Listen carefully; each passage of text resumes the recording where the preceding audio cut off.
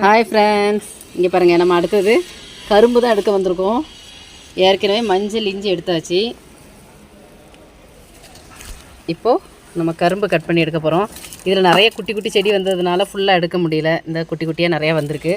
So அதனால் விட்டுட்டு பாதியிலேருந்து தான் நம்ம கட் பண்ண போகிறோம்.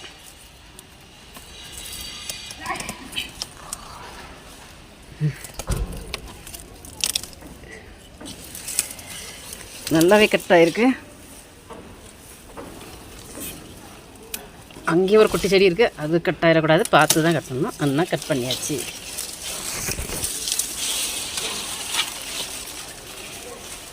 இந்த முறை நம்ம வீட்டு கரும்பு நம்ம பூஜைக்கு பயன்படுத்த போகிறோம்.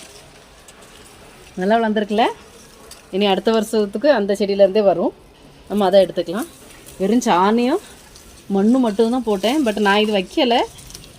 போன பொங்கலோடு சாப்பிட்டுட்டு போட்டு அந்த வேஸ்ட்டில் இருந்து இந்த மாதிரி கணு வந்து முளைச்சி அதுவாக முளைச்சி வந்தது. நான் அப்படியே விட்டுட்டேன். சூப்பரான ஒரு அறுவடை. இன்றைக்கி மஞ்சள் எடுத்தாச்சு, இஞ்சி எடுத்தாச்சு, கடைசியாக கரும்பு எடுத்தாச்சு. தேங்க்யூ.